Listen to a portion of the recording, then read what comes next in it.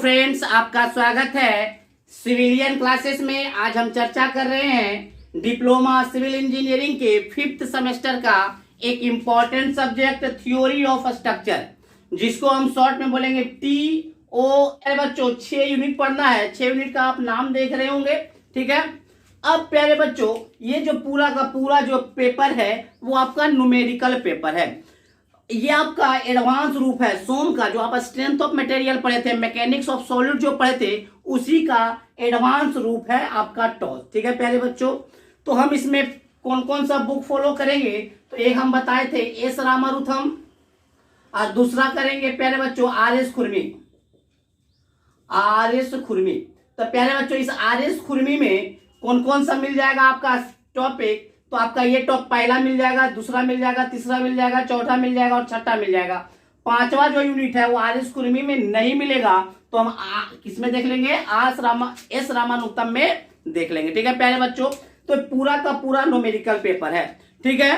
तो अब हम स्टार्ट करेंगे। आज पहला टॉपिक हम स्टार्ट करेंगे डायरेक्ट एंड बेंडिंग स्ट्रेस। क्या स्टार्ट करेंगे? Direct and bending stress. प्यारे बच्चों, कितना कोई क्या करेगा, हल्का टॉपिक स्टार्ट कर देता है, स्लोप एंड डिफ्लेक्शन, एंड इसमें सबसे इंपॉर्टेंट है डायरेक्ट एंड बेंडिंग स्ट्रेस, और दूसरा है मोमेंट डिस्ट्रीब्यूशन मेथड। ये दोनों क्या करता है, सबसे लास्ट में बंदा पढ़ाएगा, और स्लोप डिफ्लेक्शन से स्टार्ट करेगा, क्योंकि सबको समझ में आएगा। नहीं पहले हम अब सीरियल वाइज चलेंगे। सबसे पहले हम बात करेंगे डायरेक्ट एंड बेंडिंग स्ट्रेस का। तो आप पहले इसको सिलेबस को नोट डाउन कीजिए प्यारे बच्चों। जब हम पढ़ाएंगे तो आप पढ़ने के साथ साथ नोट्स भी बनाते जाएंगे, नोट्स भी साथ साथ में बनाते जाएंगे, ठीक है प्यारे बच्चों। तो आज इसको डाउनलोड कीजिए।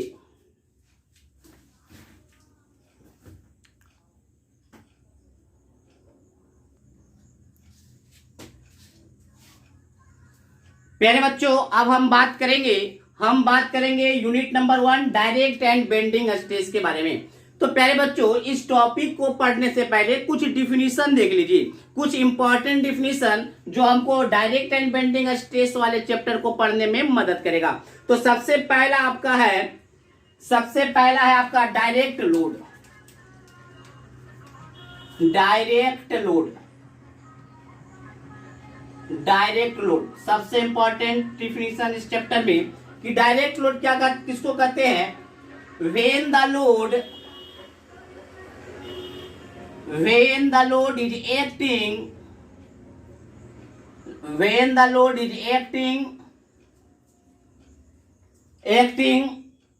on the centroidal axis of the column,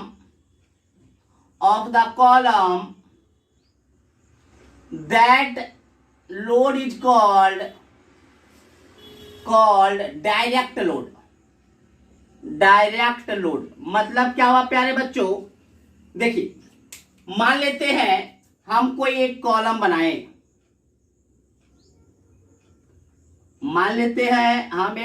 बनाए, ठीक है। कॉलम का ये आपका सेंट्रोइडल एक्सिस है, मतलब सेंटर से पास करने वाला एक्सिस ये है, ठीक है। इस एक्सिस पर ही, इसी सेंट्रोइडल एक्सिस पर ही अगर लोड लग रहा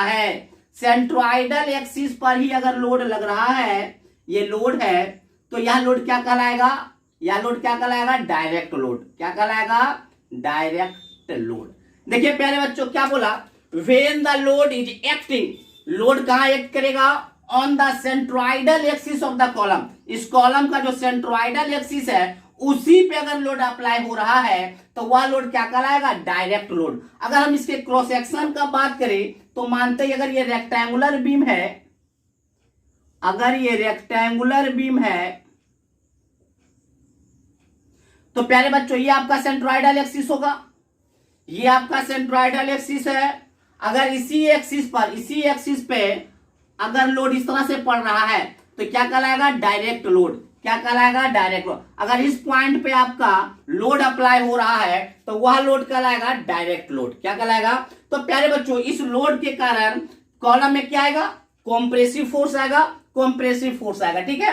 तो डायरेक्ट लोड तो प्यारे बच्चों समझ में आ गया कि अगर कोई एक्सटर्नल लोड सेंट्रोइडल एक्सिस पर ही अप्लाई होगा तो वह कहलाएगा direct load.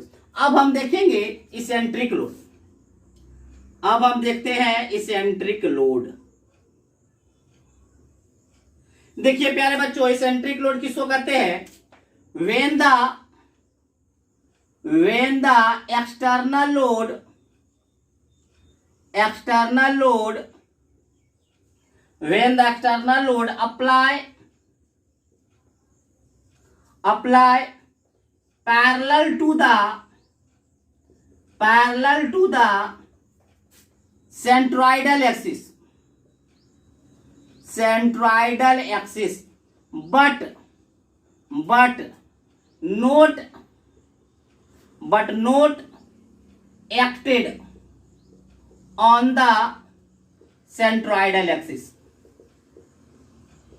but not acted on the centroidal axis, that means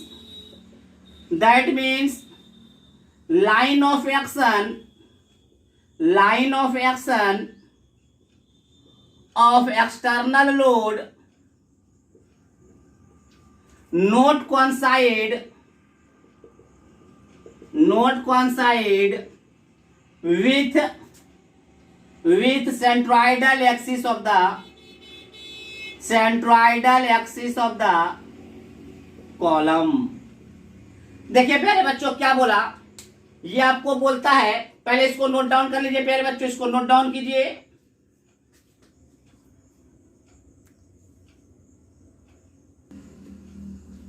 देखिए प्यारे बच्चों क्या बोला है, मान लीजिए यह एक कॉलम है,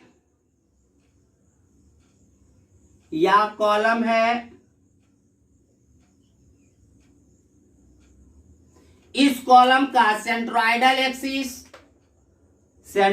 एक्सिस ये है, आपका सेंट्रोइडल एक्सिस, मतलब सेंटर से पास करता हुआ एक्सिस, सेंट्रोइडल एक्सिस। ठीक है। अब देखिए प्यारे बच्चों, लोड जो है सेंट्रोइडल एक्सिस पे नहीं लगकर उसके पैरेलल लग रहा है, पैरेलल, ये है आपका एक्सटर्नल लोड। प्यारे बच्चों, लाइन ऑफ एक्शन किसको कहते हैं? फोर्स को आगे और पीछे मिलाने पर जो लाइन क्रिएट होता है उस लाइन को लाइन ऑफ एक्शन कहते हैं। तो इस एक्सटर्नल लोड का लाइन ऑफ एक्शन ये है प्यारे बच्चों, ये है line of action.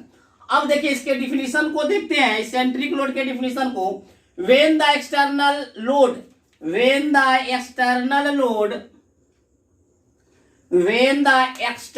load applied, दो बार हो गया, when the external load applied parallel to the centroidal axis। देखिए प्यारे बच्चों, ये सेंट्रोइडल एक्सिस और ये आपका एक्सटर्नल लोड क्या है? पैरेलल है, एकदम पैरेलल है प्यारे बच्चों, but not acted on the centroidal axis. Parallel होना चाहिए बट सेंट्रोइडल एक्सिस पर ही अप्लाई नहीं कर रहा है। That means line of action of external load, line of action of external load note कॉन्साइड, इसी पे कॉन्साइड नहीं है क्या? आपका एक्सटर्नल लोड का लाइन ऑफ एक्शन इसी पे कॉन्साइड है क्या? नहीं। तो note कॉन्साइड with the centroidal axis of the column, that load is called eccentric load। ठीक है प्यारे बच्चों। तो देखिए प्यारे बच्चों, दो डिफिनीशन अभी हम देखें। एक डायरेक्ट लोड के बारे में क्या बोले? अगर लोड सेंट्रोइडल एक्सिस पे ही एक्ट हो रहा है तो उसको डायरेक्ट लोड कहेंगे। दूसरा डिफिनीशन इसेंट्रिक लोड का क्या बोले कि अगर आपका एक्सटर्नल लोड जो है वो सेंट्रोइडल एक्सिस पे एक्ट नहीं कर रहा है बट सेंट्रोइडल एक्सिस के पैरेलल है तो वैसा लोड कहलाएगा इसेंट्रिक लोड। ठीक है प्यारे बच्चों, आप यहां तक समझ रहे होंगे। नेक्स्ट डिफिनीशन हम देखेंगे। नेक्स्ट डिफिनीशन, इसको नोट डाउन कीजिए। देखिए प्यारे बच्चों, नेक्स्ट डिफिनीशन हम लोग देखेंगे eccentricity.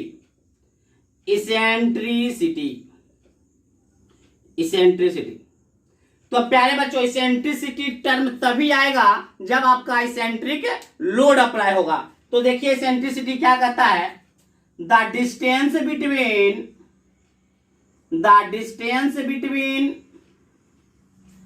Centroidal axis of centroidal axis of the column and line of action of external load, full stop. It is denoted by a small e. तो देखिए प्यारे बच्चों, the distance between centroidal axis of the column and line of action of external load is called eccentricity, and eccentricity is denoted by a small e. ठीक है, तो देखिए प्यारे बच्चों, क्या बोला, कॉलम का सेंट्रोइडल एक्सिस यही है, line of action of external load आपका ये है, तो इस दोनों का जो बीच का जो डिस्टेंस है ये क्या कहलाएगा, इसेंट्रिसिटी। क्या कहलाएगा, इसेंट्रिसिटी। मतलब ये लोड कितना हो गया, ई, ये डिस्टेंस क्या हो गया, ई। ठीक है प्यारे बच्चों, समझ में आया इसेंट्रिसिटी। तो हम क्या बोले, the distance between centroidal axis of the column and line of action of external load is called eccentricity. Centroidal axis of the column and external load के बीच का जो दूरी है वही आपका कहलाएगा इसेंट्रिसिटी। ठीक है प्यारे बच्चों, तो इस डिफिनीशन को भी आप नोट डाउन कीजिए।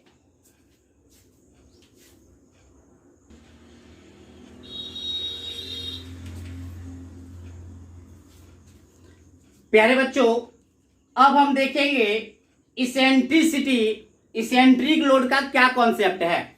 प्यारे बच्चों, अगर हम ये मानते हैं कि कोई इसेंट्रिक लोड P लग रहा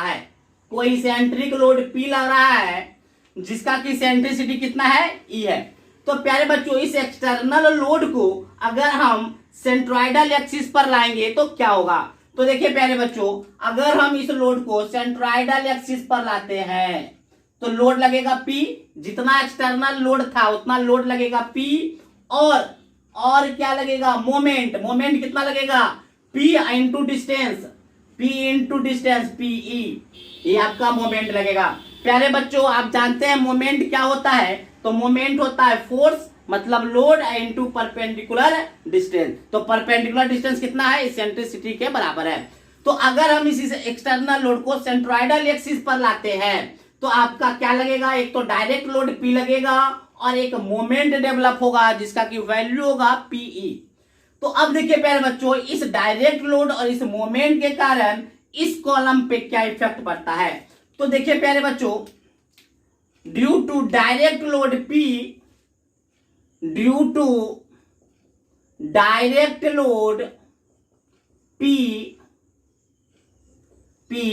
डायरेक्ट स्ट्रेस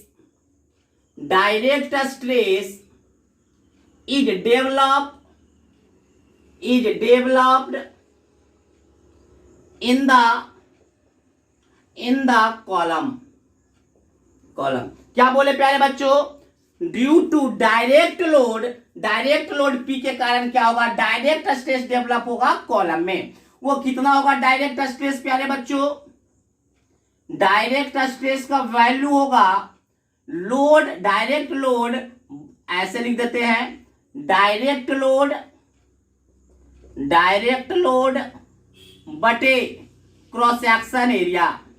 तो प्यारे बच्चों, इस P को डायरेक्ट लोड कहेंगे या नहीं कहेंगे, क्योंकि वो सेंट्रोइडल एक्सिस पे ही अप्लाई हो रहा है। तो डायरेक्ट स्ट्रेस को हम सिग्मा D से डिनोट करेंगे और डायरेक्ट लोड कितना है P। ए बराबर हम एज्यूम कर लेते हैं उसका क्रॉस सेक्शन एरिया। ए क्या एज्यूम किए, एज्यूम ए बराबर cross section area of column. यहां तक ठीक है प्यारे बच्चों। Due to direct load P, direct stress is develop in the column, जिसका की वैल्यू ये होगा। ठीक है प्यारे बच्चों, अब देखिए इस मोमेंट के कारण क्या होगा, तो देखिए प्यारे बच्चों, due to moment P moment का वैल्यू कितना है P, due to moment P bending stress, bending stress, bending stress is developed in the column. क्या बोले प्यारे बच्चों कि इस बेंडिंग मोमेंट के कारण कॉलम में बेंडिंग स्ट्रेस डेवलप होगा। देखिए बेंडिंग स्ट्रेस कैसे निकाला जाता है, तो bending stress can be calculated by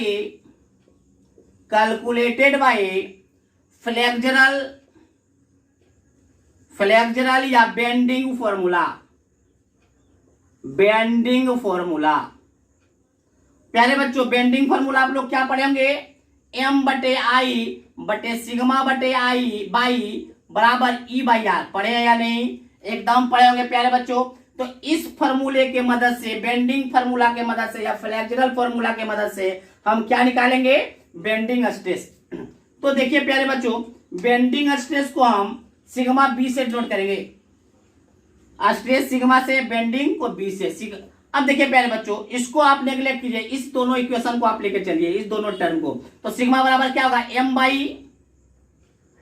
by बटे आई। ठीक है प्यारे बच्चों, तो सिग्मा बी बराबर क्या हो जाएगा, एम बटे आई बटे बाई। आई बटे बाई क्या कहलाता है प्यारे बच्चों, क्या कहलाता है, सेक्शन मॉडुलस। क्या कहलाता है, सेक्शन मॉडुलस, जिसको कि जेड से डिनोट करते हैं। ठीक है प्यारे बच्चों, और यहां पर सिग्मा बी बराबर हो जाएगा, मोमेंट कितना है पीई, तो पीई बाई जेड। तो इसको आप नोट डाउन कीजिए प्यारे बच्चों, कहीं पे भी कोई प्रॉब्लम। तो देखिए प्यारे बच्चों हम क्या बोले, इसी सेंट्रिक लोड के कारण डायरेक्ट लोड भी आ रहा है और बेंडिंग लोड भी आ रहा है, मतलब डायरेक्ट लोड भी आ रहा है और मोमेंट भी आ रहा है। डायरेक्ट लोड के कारण डायरेक्ट स्ट्रेस डेवलप कर गया और बेंडिंग मोमेंट के कारण आपका बेंडिंग स्ट्रेस डेवलप किया है। देखिए प्यारे बच्चों, तो हम क्या नोट में लिख सकते हैं, हम नोट में क्या लिख सकते हैं प्यारे बच्चों कि ड्यू टू इसेंट्रिक लोड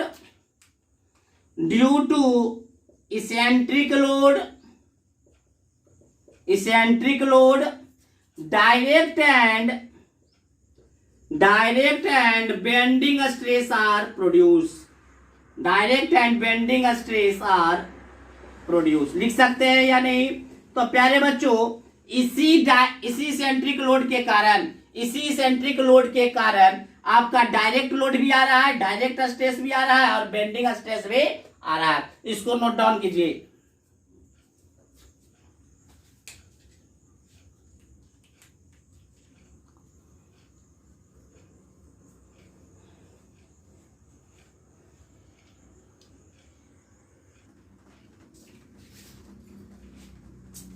देखिए प्यारे बच्चों अब हम देखेंगे concept of direct and bending stress. Direct and bending stress का क्या कॉन्सेप्ट है वो हम यहां पे क्लियर करेंगे।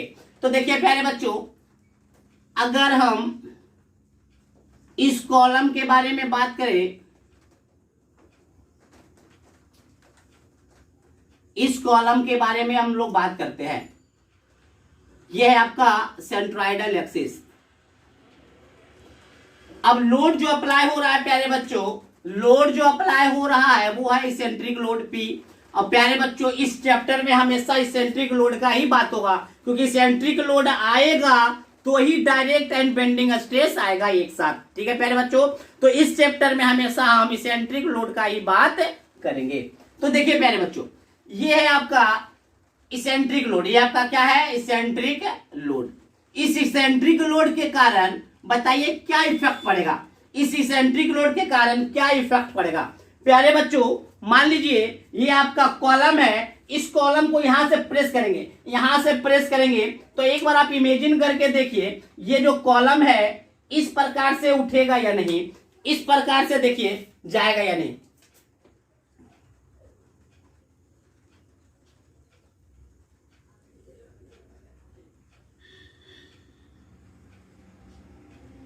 देखिए प्यारे बच्चों अगर हम कॉलम को ऐसे प्रेस करते हैं तो भागेगा या नहीं, अगर ये कॉलम है इसको बी, अगर हम एकदम सेंटर पे लोड लगाएंगे तो सिर्फ कंप्रेशन लगेगा, मगर इसेंट्रिक लगाएंगे तो बेंडिंग लगेगा, घुमाने का कोशिश करेगा। तो इस लोड के कारण, इस इसेंट्रिक लोड के कारण क्या लगेगा, इस तरह से कॉलम होने का कोशिश करेगा। तो प्यारे बच्चों ये तो हमारा फाउंडेशन है, इसी फाउंडेशन पर हमारा कॉलम है। तो अगर कॉलम फाउंडेशन को छोड़ देता है तो ये क्राइटेरिया तो सबसे बेकार है, तब तो मेरा कॉलम फेल कर जाएगा।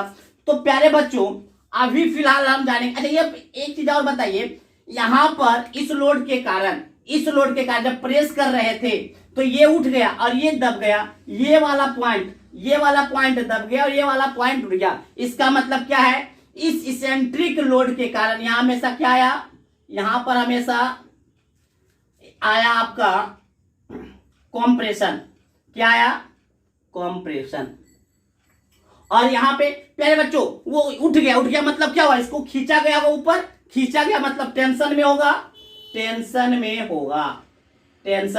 बात समझ में आ रहा है प्यारे बच्चों? क्या हम बोले कि जैसे ही हम इसेंट्रिक लोड लगाएं तो ये क्या हो गया, इस पॉइंट पे कंप्रेशन आया और इस पॉइंट पे टेंशन।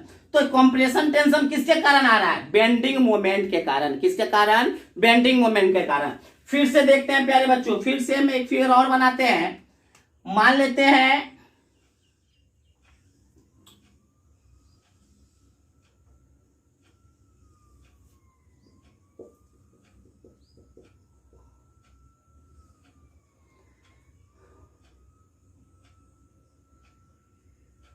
ये आपका सेंट्रोइडल एक्सिस है, आपको यहां पर लोड लग रहा है, एक्सटर्नल लोड पी लग रहा है, जिसका कि सेंट्रिसिटी ई है। तो प्यारे बच्चों इस सेंट्रिक लोड के कारण अगर हम सेंट्रोइडल एक्सिस पर लाएंगे तो एक डायरेक्ट लोड पी आएगा, और एक मोमेंट आएगा ME, मतलब PE। मोमेंट कितना आएगा, P।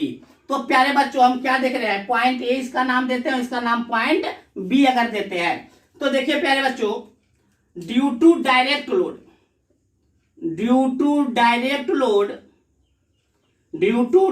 लोड कॉम्प्रेसिव फोर्स या डायरेक्ट स्ट्रेस लिख देते हैं। Due to direct load, direct stress is developed anywhere, मतलब whole cross section, develop in whole cross section. प्यारे बच्चों इस डायरेक्ट लोड के कारण पूरे सेक्शन पर क्या होगा, कॉम्प्रेसिव फोर्स आएगा, जिसको डायरेक्ट स्ट्रेस कर रहे हैं। But due to bending moment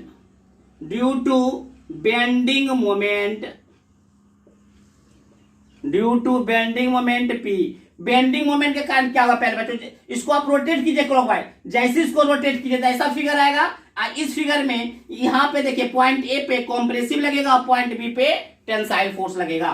तो देखिए due to bending moment at point ए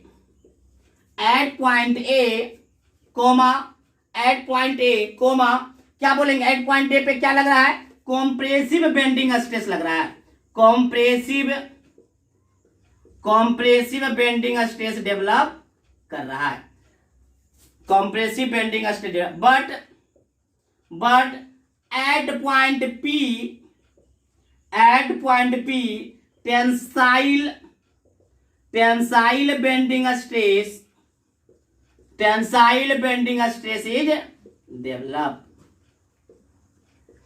तो प्यारे बच्चों यहां पे साइन कन्वेंशन है। साइन कन्वेंशन क्या है कि इस चैप्टर में कॉम्प्रेशन को पॉजिटिव लेकर चलेंगे और टेंशन को नेगेटिव लेकर चलेंगे। तो प्यारे बच्चों अब हम बात करते हैं, इसको नोट डाउन कीजिए, पहले नोट डाउन इसको कर लीजिए।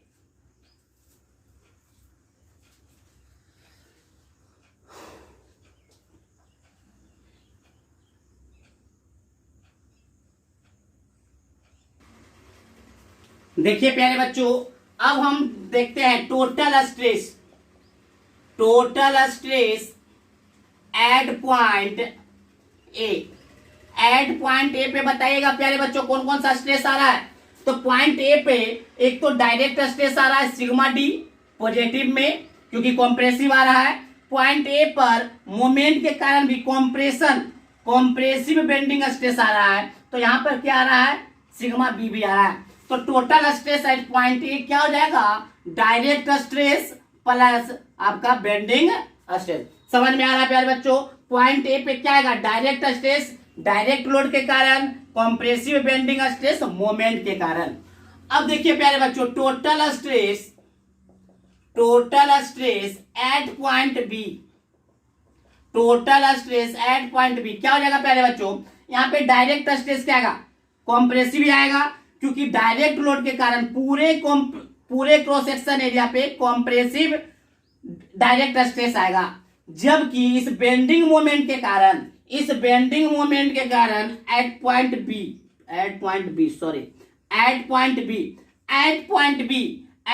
बी पे क्या आएगा, टेंसाइल बेंडिंग स्ट्रेस आएगा। तो टेंसाइल बेंडिंग, टेंशन को क्या लेंगे प्यारे बच्चों, निगेटिव। तो डायरेक्ट स्ट्रेस तो सारे जगह पे क्या है, कॉम्प्रेसिव है, तो सिग्मा डी पॉजिटिव में। और बेंडिंग स्ट्रेस क्या आ गया, टेंसाइल आ गया बी पर, तो लिखेंगे सिग्मा बी। ठीक है प्यारे बच्चों, यही कॉन्सेप्ट है। तो यहां अगर आप इस कॉन्सेप्ट को समझ लिए हैं तो ये जो है टॉपिक आपको बहुत ही आसान लगेगा। और ये टॉपिक बहुत ही इंपॉर्टेंट है, क्योंकि इस टॉपिक से आपके एसबीटी एग्जाम में 16 मार्क्स का क्वेश्चन आएगा। मतलब पूरे थ्योरी ऑफ स्ट्रक्चर में सबसे ज्यादा जो मार्क देने वाला जो टॉपिक है वो है डायरेक्ट एंड बेंडिंग स्ट्रेस। तो इसको हम बहुत ही आसानी से समझ लेंगे और बहुत सारे क्वेश्चन पे प्रैक्टिस करेंगे, ताकि एक भी क्वेश्चन मेरा छूटेगा एग्जाम में नहीं। और ऑब्जेक्टिव क्वेश्चन पे भी हम बहुत सारा प्रैक्टिस करेंगे, जिससे क्या होगा प्यारे बच्चों, एक सिंगल ऑब्जेक्टिव भी एग्जाम में छूटने नहीं जाएगा। ठीक है प्यारे बच्चों, तो अब हम देखते हैं। तो total stress at point A पे इतना है, टोटल स्ट्रेस एट पॉइंट पे इतना है। तो मैक्सिमम अगर पूछेगा कोई कि मैक्सिमम स्ट्रेस बताइए, तो मैक्सिमम स्ट्रेस कितना हो जाएगा, मैक्सिमम स्ट्रेस। तो मैक्सिमम स्ट्रेस हम बताएंगे सिग्मा मैक्स, आपका कितना बताएंगे प्यारे बच्चों, sigma D plus sigma B. अगर आपसे कोई पूछता है मिनिमम स्ट्रेस, तो हम बताएंगे sigma D minus sigma B. प्यारे बच्चों इतना आप नोट डाउन कीजिए, हम इस पे नोमेरिकल देखेंगे, बेहतरीन नोमेरिकल देखेंगे, और नोमेरिकल के माध्यम से और ज्यादा कॉन्सेप्ट डेवलप करने का कोशिश करेंगे। तो आप जब तक इसको नोट डाउन कीजिए।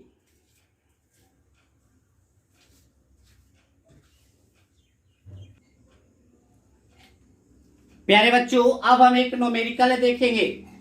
अब हम एक नोमेरिकल देखते हैं जो आपका बोर्ड पे दिया हुआ है। तो देखिए प्यारे बच्चों, इस नोमेरिकल में क्या क्या कह रहा है, ए rectangular column of width.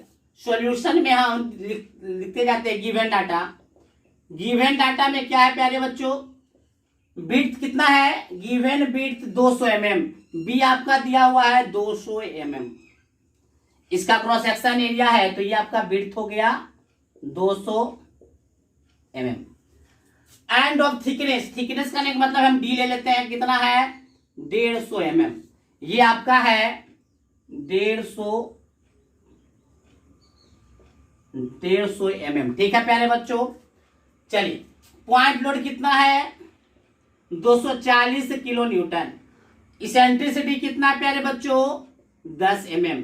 As shown in figure में आपको दिख रहा है। Determine the maximum shear stress and minimum shear stress, यही निकालने के लिए बोल रहा है प्यारे बच्चों। तो सबसे पहले हम मैक्सिमम शियर स्ट्रेस निकालते हैं।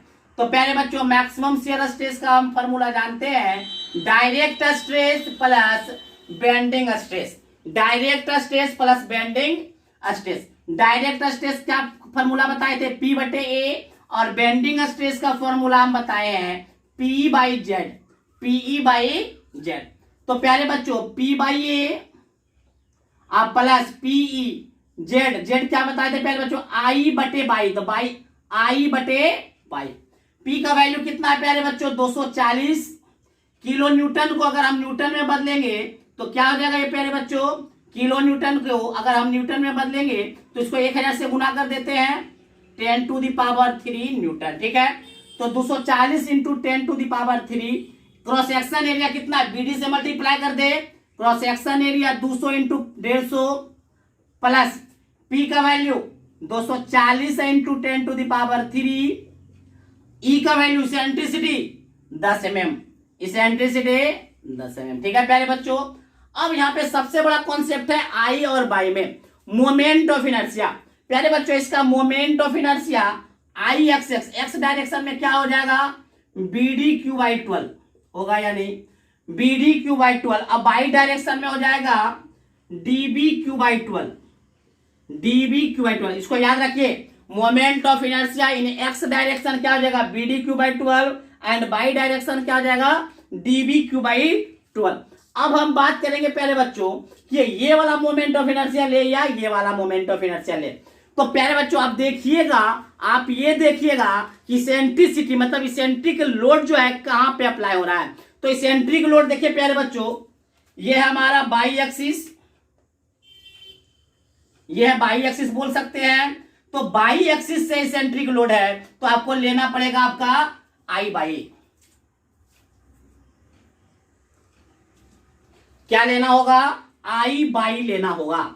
याद रखिए, अगर यही लोड यहां पर होता तो हम लेते एक्स आई एक्स। बात समझ में आया प्यारे बच्चों, लोड यहां पर है, एक्स एक्सिस पर है, तो इसेंट्रिसिटी कहां से है, बाई से दूरी है, बाई से ये 10 mm है, तो इसेंट्रिसिटी बाई डायरेक्शन से है, तो इसलिए आप बाई वाला मोमेंट ऑफ इनर्शिया यूज कीजिएगा। तो मोमेंट ऑफ इनर्शिया कितना हो जाएगा, डी कितना है 150 इंटू बी कितना है 200 का क्यूब अब बटे 12 बाई क्या हो जाएगा, अब यहाँ पे बाई क्या आ जाएगा। तो देखिए पहले बच्चों, अगर आप बाई डायरेक्शन से लिए हैं, आई बाई लिए हैं, तो आपका बाई होगा B/2। अगर एक्स से लेते तो बाई हो जाता D/2। अगर आप बाई से लिए तो बाई हो जाएगा B/2। इसका कॉन्सेप्ट क्या है कि अगर बाई एक्सिस से लिए है तो बाई एक्सिस किसको काट रहा है, डी को या बी को, तो आपको काट रहा है बी को। किसको काट रहा है, बी को काट रहा है ना, बी को देखिए कट कर रहा है, तो बी का हाफ लेना है B/2। तो बी कितना है आपका 200/2। इसको सॉल्व कीजिए प्यारे बच्चों, इसको सॉल्व करने के बाद जो भी आंसर होगा वो मैक्सिमम स्ट्रेस होगा। इसका वैल्यू आपको आ जाएगा प्यारे बच्चों 10.5 न्यूटन पर मिलीमीटर स्क्वायर। इसको आप सॉल्व कीजिएगा तो आपका आंसर आएगा 10.5 न्यूटन पर मिलीमीटर स्क्वायर। तो ये आंसर हो गया प्यारे बच्चों मैक्सिमम शियर स्ट्रेस का। इसको नोट डाउन कीजिए।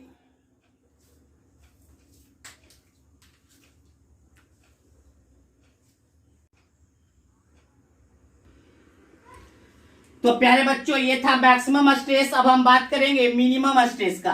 तो देखिए प्यारे बच्चों, मिनिमम स्ट्रेस में क्या देखे हैं, इसी में हम मॉडिफाई करेंगे। मिनिमम स्ट्रेस का फॉर्मूला क्या था, माइनस साइन के साथ, क्या था माइनस माइनस माइनस, तो यहां भी हो जाएगा आपका माइनस। ठीक है, इतना ही अंतर था प्यारे बच्चों मिनिमम का।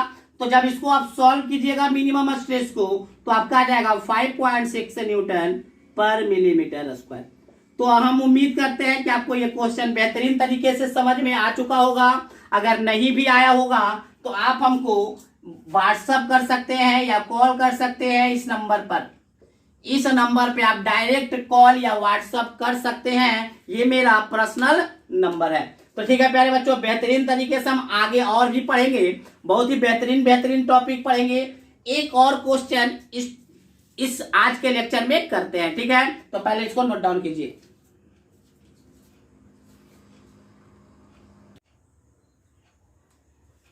प्यारे बच्चों एक और क्वेश्चन हम डील करते हैं, एक और क्वेश्चन हम देखते हैं। क्वेश्चन आपका क्या है, आपका क्वेश्चन कर रहा है ए रेक्टेंगुलर कॉलम ऑफ विड्थ कितना है 200 mm एंड थिकनेस कितना है 150 mm, पॉइंट लोड कितना है 240 किलो न्यूटन। वो कुछ इसेंट्रिसिटी पे लग रहा है E। Determine the eccentricity for minimum stress becomes 0, जिस पर क्या है मिनिमम स्ट्रेस 0 है। तो मिनिमम स्ट्रेस का प्यारे बच्चों फॉर्मूला क्या है, sigma D minus sigma B.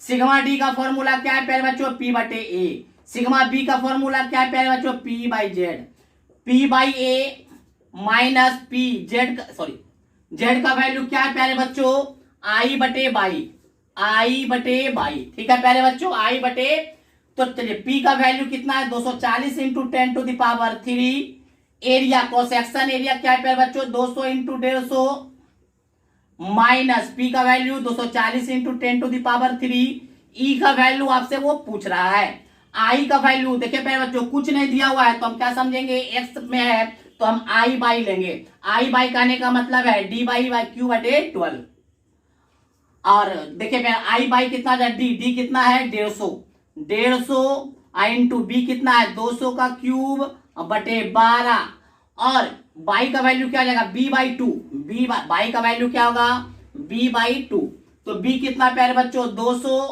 By 2, जब आप इसको सॉल्व कीजिएगा तो आपको ई बराबर आएगा 33.3 mm। तो प्यारे बच्चों आपको समझ में आ रहा होगा कि ये कैसे कैसे हम इसको सॉल्व कर रहे हैं। तो प्यारे बच्चों और भी बेहतरीन तरीके से आगे पढ़ेंगे, सारे टॉपिक को बहुत ही बेहतरीन ढंग से हम क्लियर करते हुए with numerical with objective PDF के साथ हम आगे बढ़ेंगे। तो आज के लिए बस इतना ही, थैंक यू।